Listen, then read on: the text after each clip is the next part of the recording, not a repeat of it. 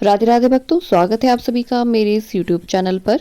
आज की इस वीडियो में मैं आपके बहुत से सवालों के जवाब दूंगी, इसलिए वीडियो को एंड तक ज़रूर देखना। और अगर आप मेरे चैनल पर नए हैं तो हमारे चैनल को सब्सक्राइब करना ना भूलिएगा।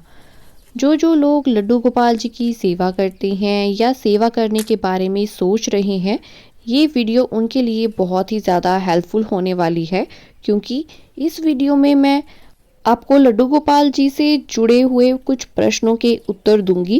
क्योंकि बहुत सारे लोग हैं जो लड्डू गोपाल जी की सेवा को लेकर बहुत ही ज़्यादा कंफ्यूज रहते हैं। मुझे लड्डू गोपाल जी की सेवा करते करते 10 से 12 साल हो गए हैं, और बहुत से लोग लड्डू गोपाल जी को लेकर मुझसे आए दिन कुछ ना कुछ प्रश्न पूछते रहते हैं। सबसे ज़्यादा पूछे जाने वाला सवाल है कि आप लड्डू गोपाल जी की सेवा कैसे करते हैं। देखिए, लड्डू गोपाल जी की सेवा करना बहुत ही आसान होता है। गृहस्थ व्यक्ति और बाहर जाकर काम करने वाला व्यक्ति भी लड्डू गोपाल जी की सेवा आसानी से कर सकता है। अगर लड्डू गोपाल जी की सेवा से रिलेटेड आपको वीडियो चाहिए तो आप कमेंट बॉक्स में कमेंट करें। मैं अपने लड्डू गोपाल जी की सेवा वाली वीडियो आप सबके साथ शेयर ज़रूर करूँगी। देखिए, जो नए लोग हैं लड्डू गोपाल जी की सेवा बहुत सरल तरीके से कर सकते हैं।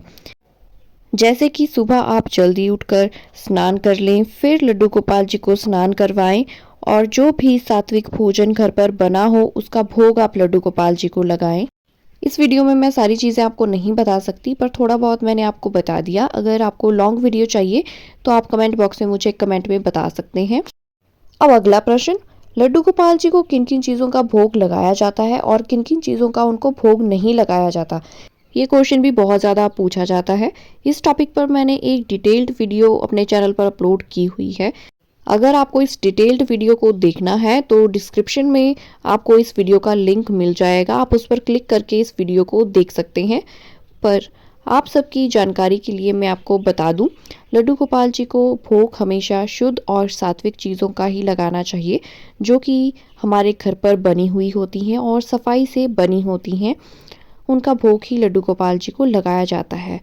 और एक और ख़ास बात, जो आप मार्केट से पैकेट वाली चीज़ें लेकर आते हैं उनका भोग आप लड्डू गोपाल जी को लगाना अवॉइड ही करें तो सही रहेगा, क्योंकि उसमें बहुत सारी चीज़ें ऐसी मिली होती हैं जिनका भोग लड्डू गोपाल जी को नहीं लगाया जाता है।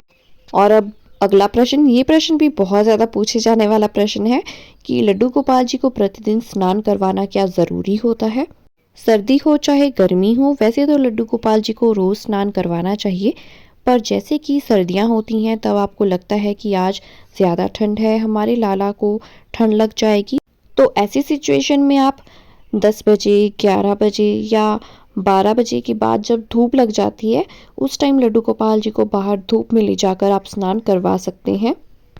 अब अगला प्रश्न, क्या हम एक से ज़्यादा लड्डू गोपाल जी को घर पर रख सकते हैं। जी हाँ, बिल्कुल रख सकते हैं। लड्डू गोपाल जी को लेकर बहुत सारे लोगों के मन में ये भ्रांति फैली हुई है कि एक से ज़्यादा लड्डू गोपाल जी को घर पर नहीं रख सकते हैं। वो इसलिए कहा जाता है कि पहले के टाइम में लड्डू गोपाल जी छोटे रखे जाते थे, तो उनकी सेवा ठीक ढंग से नहीं की जाती थी। जैसे कि बहुत ज़्यादा छोटे होने के कारण उनके साइज़ के वस्त्र नहीं मिलते थे, श्रृंगार का सामान नहीं मिलता था। बहुत छोटे छोटे लड्डू गोपाल जी आपके घर पर भी होंगे तो आपको भी इस कंडीशन का, इस सिचुएशन का पता होगा कि उनका सामान इजीली नहीं मिलता है। और आजकल आपको बहुत सुंदर सुंदर लड्डू गोपाल जी देखने को मिलेंगे, जो कि देखते ही भक्त का मन मोह लेते हैं। और भक्त सोचता है कि इतने सुंदर लड्डू गोपाल जी हैं, हम इनकी सेवा करेंगे, तो वो अपने साथ लड्डू गोपाल जी को घर ले आते हैं। अगर आप लड्डू गोपाल जी की सेवा कर सकते हैं तभी लड्डू गोपाल जी को घर लेकर आएं, क्योंकि आजकल वर्किंग वुमेन्स होती हैं, वो काम के चलते लड्डू गोपाल जी की सेवा जल्दी जल्दी करती हैं। इस कंडीशन में अगर आप एक और लड्डू गोपाल जी को घर ले आओगे तो वो गलत है। और एक और बात, जैसे कि आजकल 18, 20, 21 नंबर के लड्डू गोपाल जी भी मिलते हैं, जो कि बहुत बड़े साइज़ के होते हैं। अगर आप उनकी सेवा कर सकते हैं तभी उन्हें घर लेकर आएं, क्योंकि जितने बड़े लड्डू गोपाल जी होंगे उनकी सेवा करना उतना ही कठिन होगा। छोटे लड्डू गोपाल जी यानी सरल सेवा। अगर बड़े लड्डू गोपाल जी को आप लेकर आएंगे तो उनके वस्त्र, श्रृंगार और बहुत सारी चीज़ों का बहुत ज़्यादा ध्यान रखना पड़ता है। इसलिए लड्डू गोपाल जी को जब भी घर लेकर आएँ तो उनका साइज़ ध्यान में रखते हुए ही उनको लाएँ। ऐसा भी ना हो कि आप बहुत ही ज़्यादा छोटे साइज़ के लड्डू गोपाल जी को घर ले आएँ और फिर बाद में आपको उनका श्रृंगार करने में दिक्कत आने लगे। फिर आप सोचें कि हम एक और लड्डू गोपाल जी घर लेकर आएँगे, तो वो चीज़ें गलत होती हैं। इसलिए जब भी आप लड्डू गोपाल जी को घर लेकर आएँ, अपनी यथाशक्ति अनुसार ही सोच समझ कर लड्डू गोपाल जी को घर लेकर आएँ। अब हम बात करते हैं नेक्स्ट क्वेश्चन की। लहसुन प्याज खाने वाले लड्डू गोपाल जी की सेवा कैसे करें? घर पर लहसुन प्याज बनता है, तो अब हम लड्डू गोपाल जी को भोग कैसे लगाएं? क्या हमारा भोग लड्डू गोपाल जी स्वीकार करेंगे या नहीं? और जब भी लड्डू गोपाल जी को भोग लगाते हैं तो मन में ये प्रश्न तो सबके ही आता है कि हमारे घर में लहसुन प्याज का खाना बनता है और हम भी लहसुन प्याज वाला खाना खाते हैं, तो क्या हम लड्डू गोपाल जी को भोग लगा सकते हैं? क्या जिस बर्तन में हम लहसुन प्याज वाला खाना बनाते हैं, क्या उसी बर्तन में हम लड्डू गोपाल जी का भोग भी बना सकते हैं? तो आप बिल्कुल बना सकते हैं, क्योंकि लहसुन प्याज कोई मांसाहार नहीं है। लहसुन प्याज तामसिक होता है, इसलिए आप बर्तन को अच्छे से साफ करके उसमें लड्डू गोपाल जी का भोग बना सकते हैं। अगर आपके घर में मांसाहार बनता है तो उसके लिए आपको बर्तन अलग रखने चाहिए।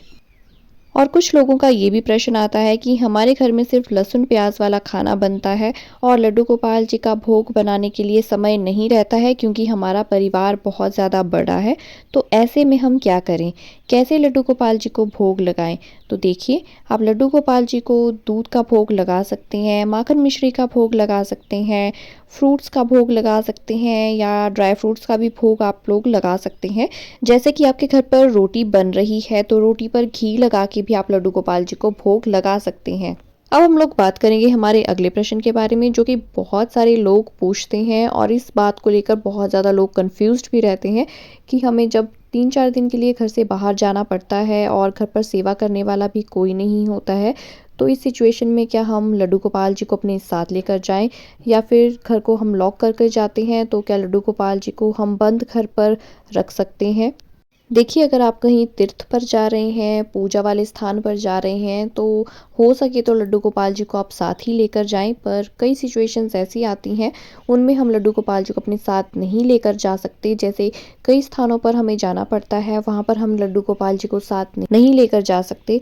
और ऐसे में कई सिचुएशंस ऐसी आती हैं कि सेवा करने वाला भी घर पर कोई नहीं होता है और पड़ोस में भी लड्डू गोपाल जी को हम नहीं दे सकते, क्योंकि होता है कई बार उनके घर पे मांसाहार भी बनता है, या हो सकता है वो कृष्ण प्रेमी ना हो।